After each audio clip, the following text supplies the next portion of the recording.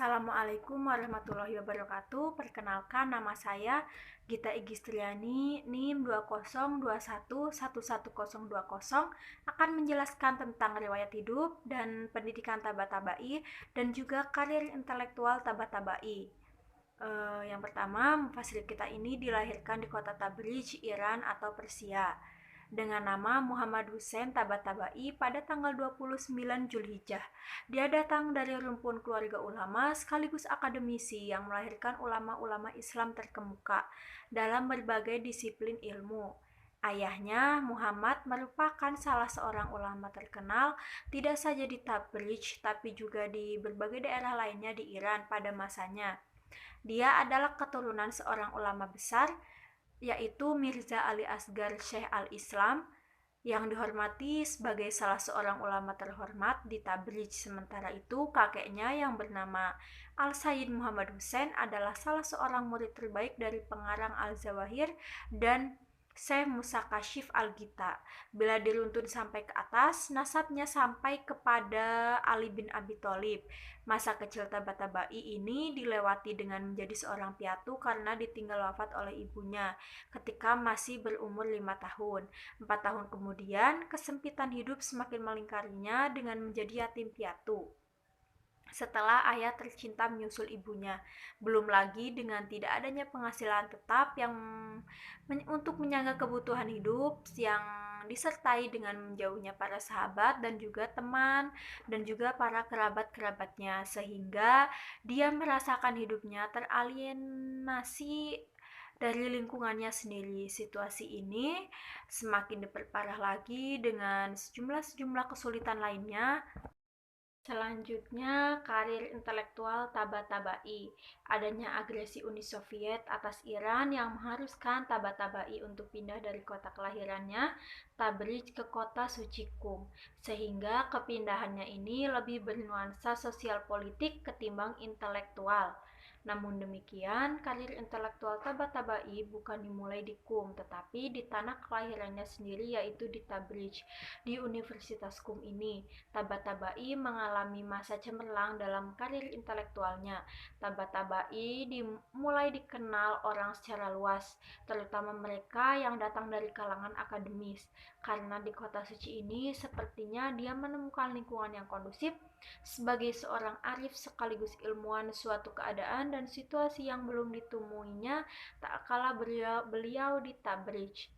Dia bersentuhan dengan para ulama dari seluruh Iran, bahkan dunia, dengan latar belakang pendidikan yang beragam dan disiplin ilmu yang berbeda. Di antaranya yaitu Profesor Henry Corbin dan Kenneth Morgan.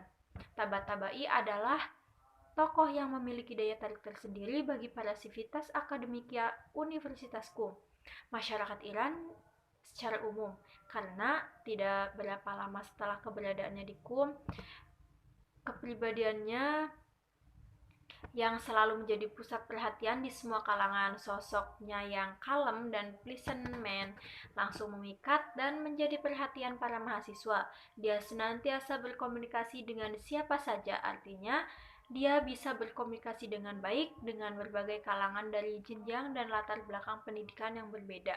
Keluasan dan kesederhanaannya ini merupakan salah satu apresiasi dari dimensi spiritual yang dimilikinya.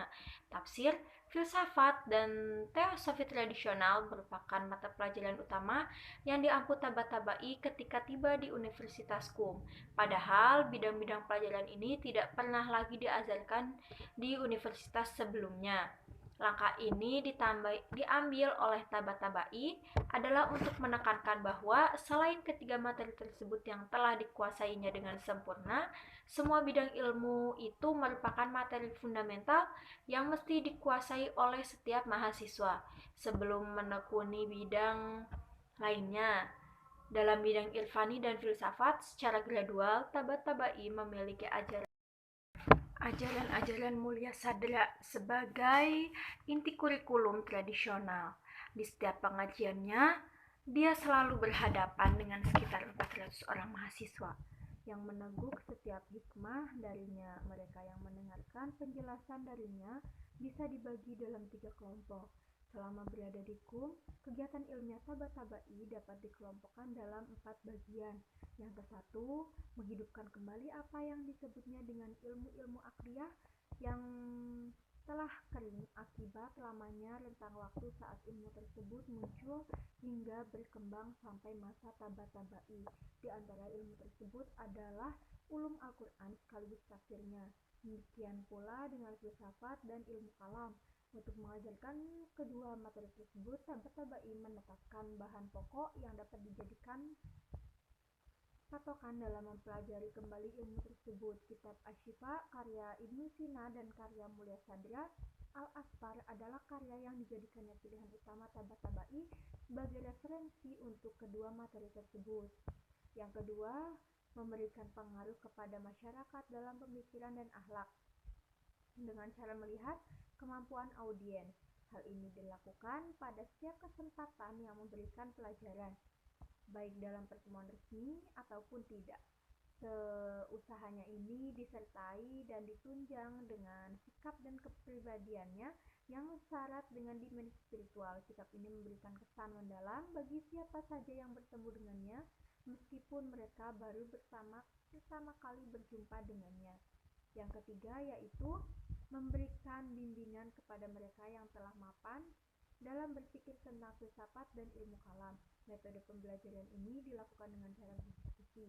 Anggota kelompok ini datang dari berbagai tempat serta dengan latar belakang pendidikan yang berbeda dan pemahaman yang beragam dalam masalah agama dan filsafat. Bahkan, tidak jarang juga Taba-Tabai ini berdiskusi dengan para tokoh agama lain seperti tokoh-tokoh Kristen dan Yahudi serta tokoh agama lainnya. Yang keempat, menulis berbagai buku dan artikel lainnya baik dalam bahasa Arab maupun dalam bahasa Persia sebagai wujud tanggung jawab akademis. Sebagian besar buku yang ditulis oleh Taba-Tabai pada umumnya para cerdik pandai Syiah menggunakan bahasa yang bisa dimengerti oleh semua pihak, baik masyarakat umum maupun akademisi, dengan maksud agar tulisan-tulisan tersebut bisa dicerna dengan baik oleh pembaca yang memiliki latar belakang pendidikan yang berbeda. Di sepanjang karir intelektualnya ini, Taba-Tabai telah menghasilkan beberapa karya interdisipliner ilmu seperti fikih dan usulnya, filsafat, tafsir, kalam, serta berbagai komentar atas beberapa karya klasik. Dari semua karyanya, Al-Mizan fi Tafsir Al-Quran merupakan karya yang paling monumental dan excellent. Karya ini dirampungkannya ketika dia masih berada di kota Qum. Di kota ini pula dia melahirkan sebagian besar karyanya, walaupun usaha tersebut telah dimulainya sejak berada di Najaf, Irak, dan kampung halamannya Tabriz seperti telah disebutkan sebelumnya. Taba-Tabai dikelilingi oleh sekitar 400 murid pada setiap pengajiannya. Ada sebagian dari murid-murid ini yang mengikuti langkah intelektualnya, di antaranya mereka seperti Sayyid Jalai Adin Astiani, Murtada Mutahhari, Sayyid Husain Nasr, Sayyid Husain Khosrowshahi, dan William Shakespeare serta Desa Yegan. Di luar itu semua, satu hal yang harus diakui bahwa Taba-Tabai hidup di kota di era modern, seperti yang diutarakan Esa Nasr. Tak jarang pula tak memiliki kesadaran secara langsung apa yang disebut dengan mentalis dan sifat dunia modern yang mungkin diperlukan, namun adalah suatu hal yang tidak mungkin. Mengharapkan keadaan seperti itu datang dari seseorang yang pengalaman hidupnya terbatas pada daur lingkungan Persia, Tabriz dan Qum serta Irak dan Najaf saja.